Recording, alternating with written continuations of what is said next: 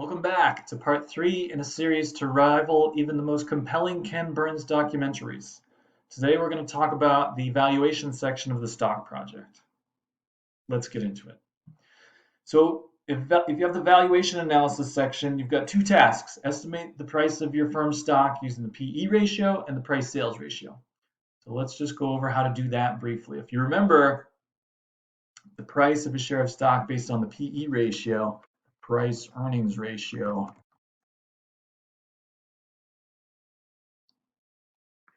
is a function of the peer group average PE ratio. Remember the PE ratio for the peer group? Peer group times your firm's earnings per share. My firm.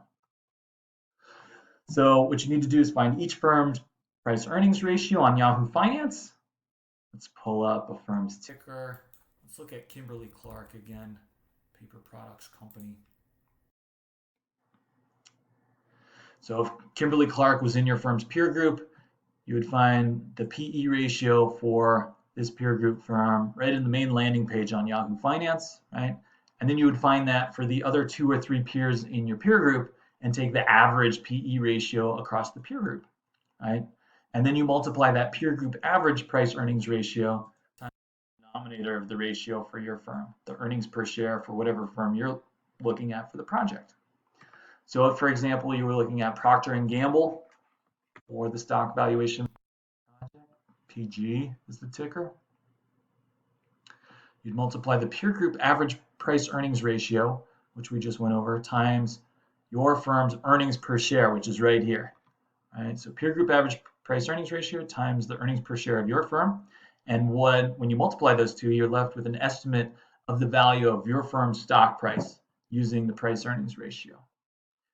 Similarly, with the price sales ratio, the other relative valuation ratio you'll need to use, the price sales ratio, the stock price estimated using that, you find the peer group average price sales ratio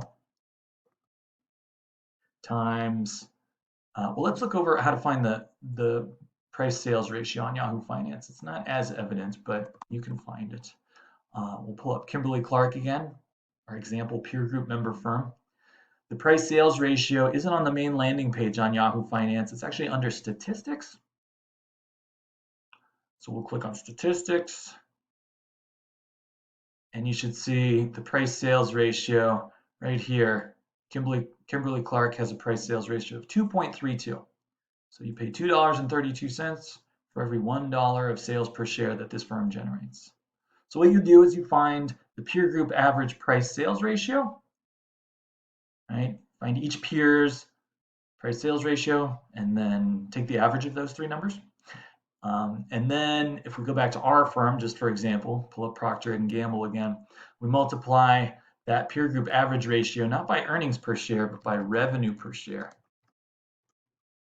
for my firm, whatever firm you're looking at for the project.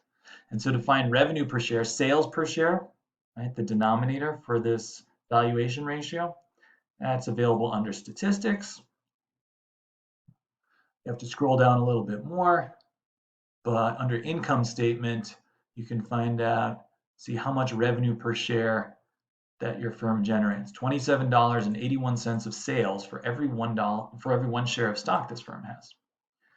So you'll estimate the price of your firm's stock using the price sales ratio as well as the price earnings ratio.